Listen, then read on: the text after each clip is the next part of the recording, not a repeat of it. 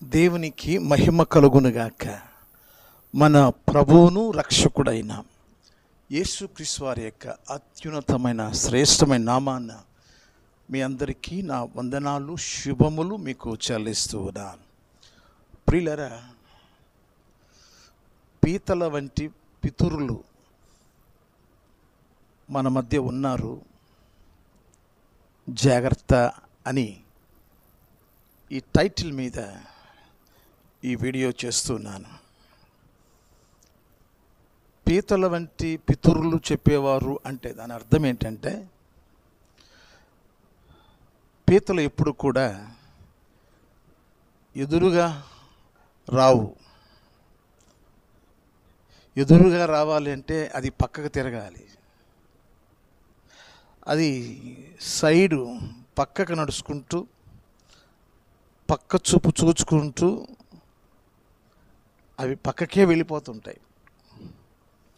ఎదురు వచ్చే లక్షణాలు దానికి లేవు, ఎదురు ముఖం పెట్టే లక్షణాలు దానికి లేవు. ఇంకొక విషయం, వాటిని ఒక డబ్బాలో వేసామనుకోండి, వాటి పైన ఆ డబ్బా పైన మూత వేయవలసిన అవసరమే లేదు. ఒక పీత పైకెక్కుతుంది అనుకోండి, మిగతా పీతలన్నీ కూడా లాగి కిందకు పడేస్తాయి.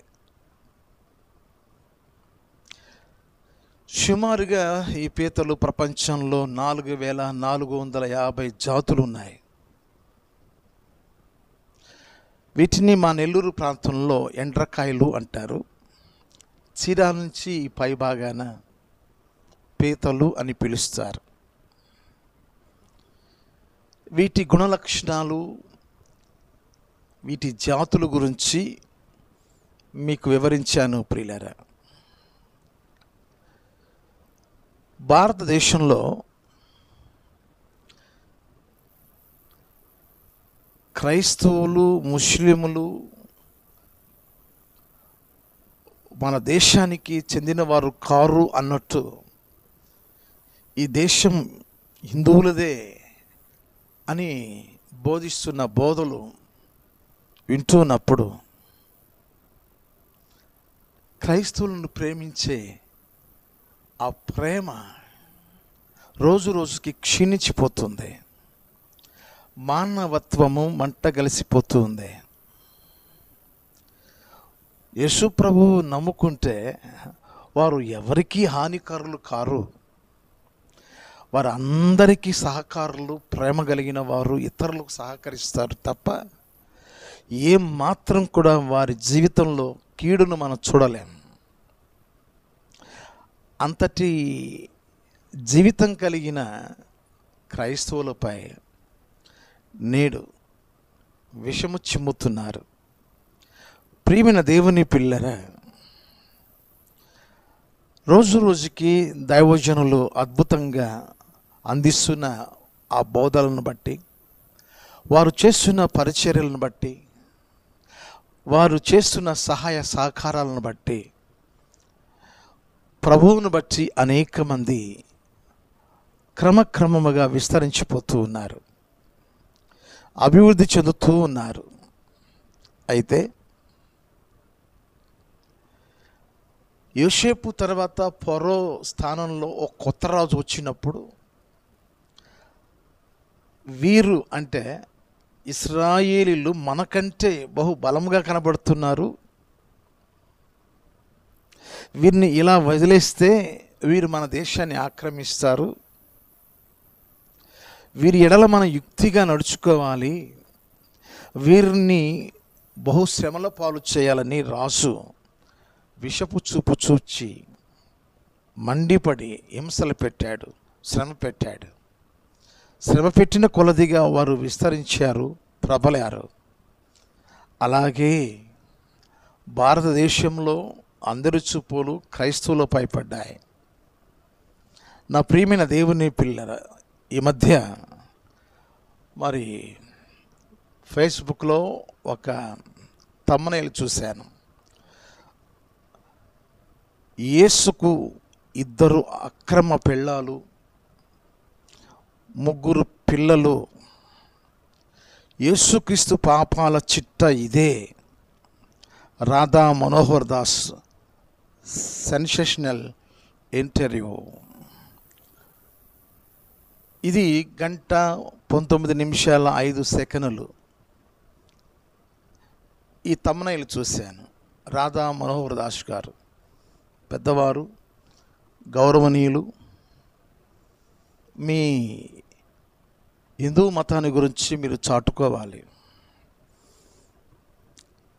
రుజువు చేయగలుగుతారా? యేసు ప్రభువుకి అక్రమంగా 2 పిల్లలు ఉన్నారని, 3 పిల్లలు ఉన్నారని రుజువు చేయగలుగుతారా? మీ వల్ల అవుతుందా? ఆ దినాలలో నాజీ పార్టీ వ్యవస్థాపకుడైన జర్మనీ నియంత అడాల్ఫ్ హిట్లర్ యేసు ప్రభు వారి మీద విషపు చూపు చూచి అసలు ఇజ్రాయేలును, యూదులను మటుమాయం చేయాలన్న ఉద్దేశంతో ఒక నాజీ పార్టీ ఏర్పాటు చేసి ఒక నియంత వ్యవస్థగా ఆ పార్టీని స్థాపించి శూన్యంగా యూదులను చేద్దాం, ఇజ్రాయెల్ దేశాన్ని ప్రపంచ పట్టణంలో లేకుండా చేద్దామని తలంచాడు. అతడు బతికింది 56 సంవత్సరాలే. అతడు పుట్టింది 1889 సంవత్సరం మార్చి 20వ తారీఖున. అతడు చనిపోయింది 1945 సంవత్సరం ఏప్రిల్ 30వ తారీఖున. 56 సంవత్సరాలు మాత్రమే ఇతడు బతికాడు. కానీ క్రీస్తుని గురించి, యూదులను గురించి మటుమాయం చేద్దాం అనుకున్నాడు, కానీ అతడే లేకుండా పోయాడు. నేను పెద్దవారు, గౌరవనీయులు రాధా మనోహర్ దాస్ గారికి నేను యేసు ప్రభుల వారి యొక్క బోధకునిగా నేను చెప్తున్నాను. క్రైస్తవుల ఆరాధ్య దైవం యేసు ప్రభుల వారు. మీకు ఆయన గురించి ఒక్క 4 విషయాలు చెప్తాను. ఎందుకంటే బైబిల్లో తప్పులు పట్టడానికి తప్పులు మాత్రమే ఎంచుకొని చదివారు, కానీ ప్రభువుని గురించి చెప్పిన విషయాలు చాలామంది చదువుకోక తప్పుడుగా ఆయన గురించి బోధిస్తూ ఉన్నారు. ప్రియులారా, మొట్టమొదటిగా ఆ పుట్టుకలో, ప్రభువుల వారి పుట్టుకలో దూత సాక్ష్యం ఇస్తుంది. చూడండి ప్రియులారా, లూకాసు వార్త 1వ అధ్యాయం 35వ వాక్యంలో పరిశుద్ధాత్మ నీ మీదికి వచ్చును అంటే కన్య అయిన మరియతో దేవదూత చెప్పుచున్న మాటలు. పరిశుద్ధాత్మ నీ మీదికి వచ్చును, సర్వోన్నతుని శక్తి నిన్ను కమ్ముకొనును, గనుక పుట్టబో శిశువు పరిశుద్ధుడై దేవుని కుమారుడు అనబడును. అంటే ఆయన పుట్టుకలో పరిశుద్ధత ఉంది. రెండవది, దయ్యాలు సాక్ష్యం ఇస్తున్నాయి. దేవదూత సాక్ష్యం విన్నాం. దయ్యాలు 2000 దయ్యాలు సాక్ష్యం ఇస్తున్నాయి. ఒక వ్యక్తిలో ఆ 2000 దయ్యాలు ఉండి అవి పలుకుతున్నాయి. లూకాసు వార్త 4వ అధ్యాయం 34వ వచనంలో వాడు నజరేయుడైన యేసు మాతో నీకేమి, మమ్ము నశింపచేయవచ్చితివా? నీవెవడవో నేను ఎరుగుదును, నీవు దేవుని పరిశుద్ధుడవు అని బిగ్గరగా కేకలు వేశాను. నువ్వు దేవుని పరిశుద్ధుడవు. దయ్యాలు సాక్ష్యం ఇచ్చాయి, నువ్వు పరిశుద్ధుడవు. 3, శిష్యులు సాక్ష్యం ఇస్తున్నారు. ప్రభువుతోనే ఆ సాక్ష్యం వారు చెప్తారు. చూద్దామా? యోహాను సువార్త 6వ అధ్యాయం 68, 69 వాక్యాలు. సీమోను పేతురు, ప్రభువా ఎవని యొద్దకు వెళ్ళుదము? నీవే నిత్య జీవపు మాటలు గలవాడు, నీవు దేవుని పరిశుద్ధుడు అని మేము విశ్వసించి ఎరిగి ఉన్నాం అని ఆయనతో చెప్పాను. ప్రియులారా, శిష్యులు, ఆయన దగ్గర ఉన్న శిష్యులు, ఆ శిష్యుల్లో పేతురు గారు సాక్ష్యం ఇచ్చాడు, నీవు దేవుని పరిశుద్ధుడు. తర్వాత ప్రభువుల వారే చెప్పారు సాక్ష్యం. యోహాను సువార్త 8వ అధ్యాయం 46వ వాక్యంలో, నాయందు పాపము ఉన్నదని మీలో ఎవడు స్థాపించును? ఎవరు ఆయన ముందుకు వచ్చి నిలవలేకపోయారండి. కారణం ఏంటంటే, దేవుడికి ఉండవలసిన లక్ష్యం ఏంటంటే, కామ క్రోధ మద మత్సరము లేనివాడు దేవుడు. ప్రపంచంలో యేసు తప్ప మీకెవరు కానరారు. నాయందు పాపము ఉన్నదని మీలో ఎవడు స్థాపించును? రుజువు చేయగలరా? రాధా మనోహర్ దాస్ గారు రుజువు చేయగలిగితే ఈ సేవా పరిచర్య మేము వదిలిపెట్టేస్తాం. ఎందుకంటే ఇప్పటి వరకు మా విశ్వాసం చెక్కు చెదరని విశ్వాసం. పరిశుద్ధ గ్రంథంలోనే మీరు రుజువు చేయాలి. తప్పుడు గ్రంథాలు మా ముందు పెట్టకూడదు. పరిశుద్ధ గ్రంథము ద్వారానే రుజువు చేయాలి. మేము విశ్వసించింది, మేము నమ్మింది పరిశుద్ధ గ్రంథం. మీకు నచ్చకపోవచ్చు, నచ్చకపోతే మౌనంగా ఉండడం మంచిది. బురద చల్లకూడదు. చెరపకురా చెడేవు అని పెద్దలు అన్నారు. ఈరోజు ప్రియ దేవుని పిల్లరా, ఇంతటి అభాండమైన ప్రభు మీద నిందలు వేస్తున్నప్పుడు ఎవరు ఇప్పటి వరకు బాగుపడలా? ఎవరో నిలవలేకపోయారు. యేసు ప్రభు వారి మీద నిందలు వేసిన వారు ఒక్కరూ బాగుపడలేదు. నేను పరిశుద్ధుడును, మీరును పరిశుద్ధులై ఉండమని ఆ ప్రభువారు తన పరిశుద్ధతను మాకిచ్చి తన స్వరక్తం ద్వారా మా పాపాలు కడిగి మునుపు దూరస్తులుగా ఉన్న మమ్మలను ఆయనకు సమీపస్తులుగా చేసుకొని ఆయనకు కుమారులుగా కుమార్తెలుగా జీవించే యోగ్యత ఆ ప్రభుల వారు మాకు అనుగ్రహించారు. పిలువబడిన ఆ పిలుపును బట్టి మేము ఆయన పాద పరిచర్య చేసుకుంటున్నాం. అయితే మీ హిందూ గ్రంథాలు, మీ హిందూ మత గ్రంథాల గురించి మీరు బోధించుకోండి, కానీ ప్రభువారి గురించి సరిగా తెలుసుకోక, అవగాహన లేక ఇలాంటి టైటిల్స్ మీరు పెట్టి గందరగోళాన్ని చేయడం ద్వారా దాని ద్వారా వచ్చిన మేలు ఏమీ మీకు ఉండదు. అంటే మారిపోయిన వారు మళ్ళీ మారిపోతారు, ప్రభువులోకి వెళ్ళిపోయిన వారు తిరిగి ఐందువులుగా మారిపోతారని ఆశిస్తున్నారా? వెళ్ళండి, వారి దగ్గరికి వెళ్ళి ఎలా వారు మారారో అడిగి తెలుసుకోండి. రుచి చూచి వారు ఎరిగి ప్రభువు నమ్ముకున్నారు. లేనిపోయినవి కల్పనా కథలు మనం చెప్పడం ద్వారా మనమే దానికి ఒక దినాన లెక్క అప్పగించవలసి వస్తుంది. మరొక విషయం, ప్రియ దేవుని పిల్లరా, మీడియాలో చాలామంది దైవజనులకి నేను నమస్కరించి చెప్తున్నాను. ఏదో నేను వెనకేసుకొచ్చి వారిని బలపరచడానికి కాదు, మనం ఒకరికొకరు మనం ప్రేమ కలిగిన వారంగా దేవుని పరిచర్యలో మనం కొనసాగుతూ ఉండాలి. ప్రియులారా, ఒకసారి గోధుమ విత్తనాలు చల్లి వారు వచ్చినప్పుడు, ఆ తర్వాత కొన్ని దినాల తర్వాత గురుగులు కూడా ఆ విత్తనాలు ఎవరో చల్లితే అవి కూడా మొలిస్తే ఆ విషయం ప్రభు వారికి చెప్పినప్పుడు, ఇప్పుడు వాటిని మనం పెరికి వేయకూడదు, కోతకాలం వస్తుంది, గురుగులను కాల్చివేయడానికి గోధుమలను కొట్టులోనికి అని ఒక వివరణ, పోలిక. గురుగులు అంటే దుష్టులు అని, గోధుమలు అంటే రాజ సంబంధులు అని. కనుక కోతకాలం వస్తుంది, తిరుపుకాలం వస్తుంది. మనం ఒకరి మీద మత్సరం, విమర్శాస్త్రాలు వాటిని వేసి మన హృదయం దేని నుండి తొలగిపోతుంది? సత్యం నుండి తొలగిపోయి ఈర్ష్య, కక్ష, ద్వేషాలతో నింపబడిపోతూ ఉంది.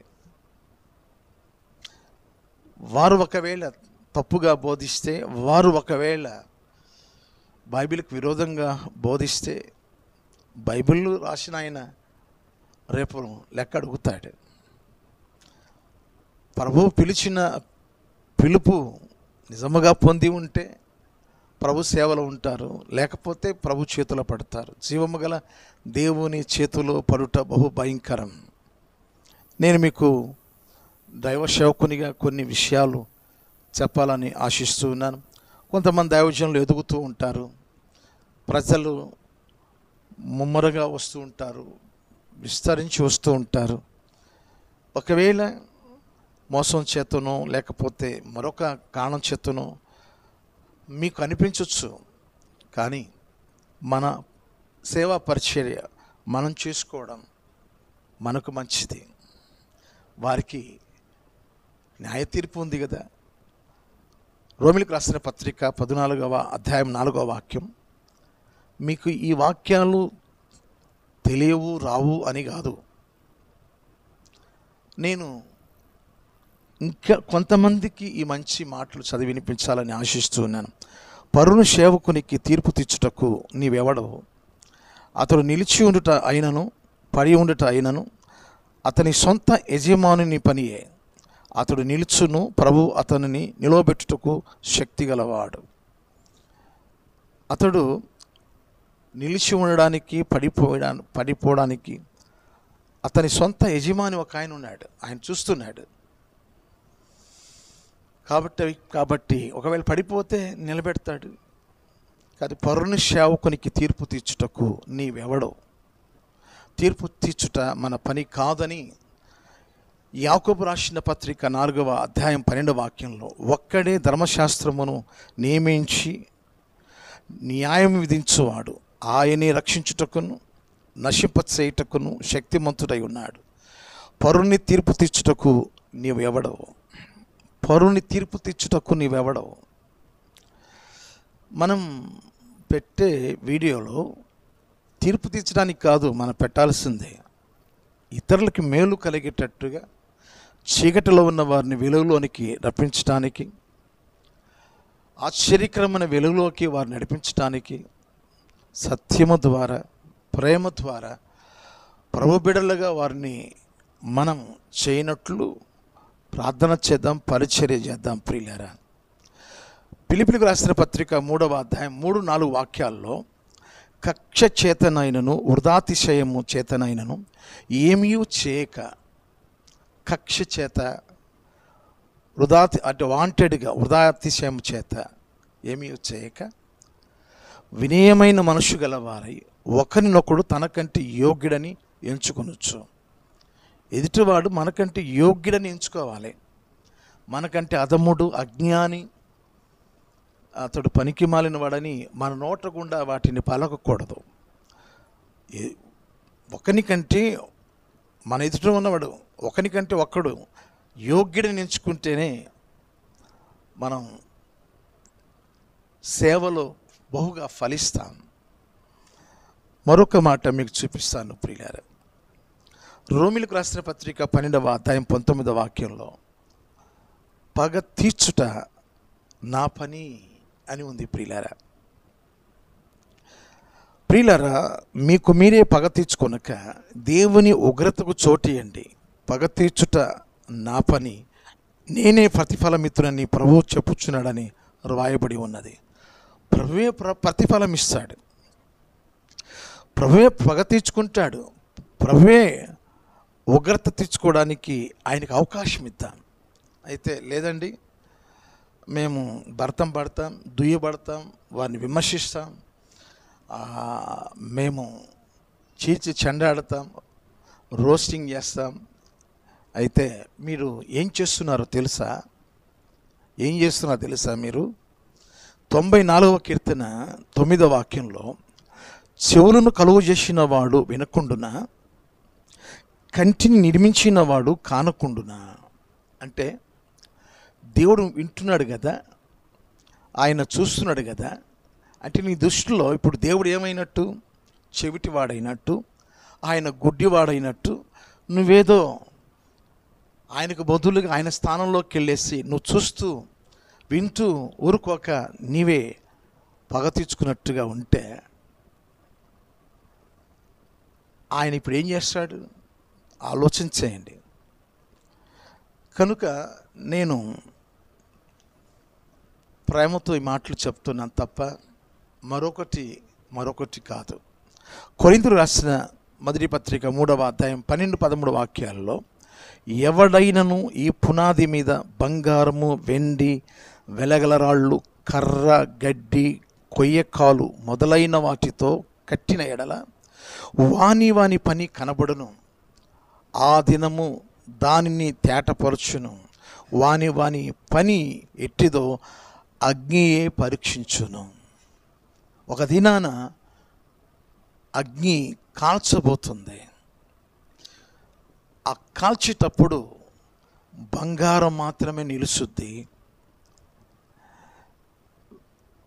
వెండి, వెలగల రాళ్ళు నిలుస్తాయి, కర్ర, గడ్డి, కొయ్యకాలు ఇటువంటి కాలిపోతాయి. అగ్ని పరీక్షించే కాలం వస్తుంది. మహా వెంట్రమ్మతో దేవుడు కాల్చివేయబోతూ ఉన్నాడు. మనం చేసే పరిచర్యలకి పరీక్ష కాలం ఉంది. దయచేసి ప్రియులారా, మనల్ని మనమే పరీక్షించుకొని ఒకరినొకరు క్షమించుకొని ప్రోత్సహించుకొని క్రైస్తవులంతా ఒక తాటి మీద క్రైస్తవులంగా మనం ప్రభువుకు మహిమకరంగా, ప్రభువుకు మహిమ తెచ్చువారంగా, అనేక ఆత్మలను ప్రభు వైపుకు మళ్ళించువారంగా పనిచేద్దాం. అంత కృపను దేవుడు మనకు అనుగ్రహించినట్లు ఆ దేవుడే మనల్ని బలపరిచి ఆయన చేతిలో బలమైన బలవంతుని చేతుల్లో బాణములాగా వాడబడినట్లు అట్టి కృపను దేవుడు మనకు అనుగ్రహించి ఆశీర్వదించును గాక. May God bless you. దేవుడు మెండారుగా మిమ్మల్ని దీవించును గాక. ఆమేన్. మీ అందరికీ వందనాలు. Thank you.